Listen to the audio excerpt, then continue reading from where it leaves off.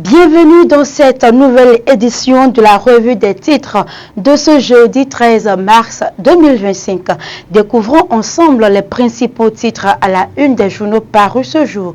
Nous ouvrons cette revue avec le quotidien Dabarou qui barre sa une avec Banikora, politique nationale de santé communautaire, les retombées salutaires d'un projet qui impacte les communautés. Célébration en différé de la GIF par les femmes transformatrice du PREKAZ,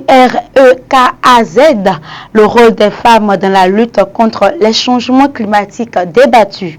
Vous pouvez également lire à la une du journal de Dabarou. Après une visite de terrain à Parakou, le ministre conseiller Sakakina salue le travail du groupe KDK. Nous continuons cette revue avec le journal Fraternité. Affaire d'Anivo jour 2. Témoin à la barre, test ADN positif confirmé, Yaïboni indexé.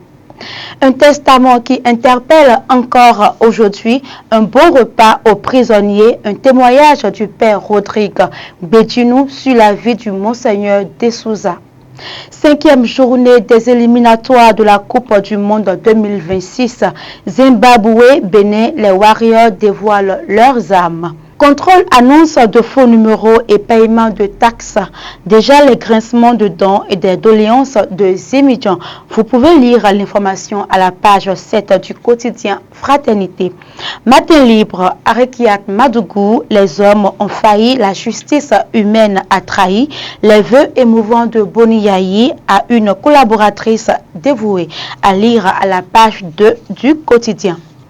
Relecture du code électoral, l'opposition et la société civile montent à nouveau au créneau.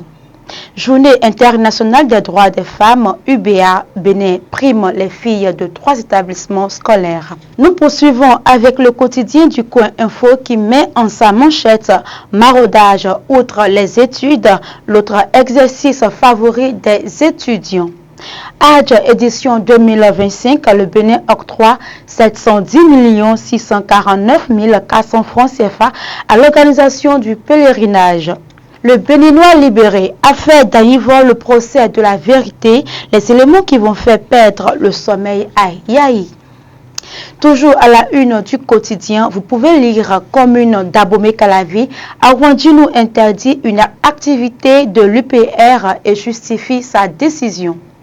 Le Paraguay, adieu Serge Akapo, le handball béninois pleure l'un de ses plus grands serviteurs. Accusation contre la RAC Bénin Web TV suspendue pour manquement grave. Procès d'Anivo jour 2. Un expert français confirme l'identité du corps retrouvé à Womé. La nouvelle génération, conseil des ministres du mercredi 12 mars 2025, le gouvernement talon prend des mesures pour améliorer l'accès à l'eau potable à Savalou et à Bonté. Une information à lire aux pages 6 et 7 du Canard. Nous poursuivons avec le quotidien Le Défi. Démantèlement d'un ghetto à Abomey-Calavi, 6 individus interpellés. Lutte contre la déscolarisation des enfants pour faute de repas chauds dans les écoles à Atiémé. La JLDDA vole au secours des enfants indigents des écoles primaires publiques d'Adoron.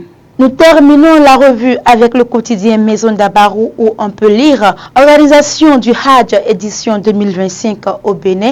Le gouvernement apporte une subvention de 710 millions.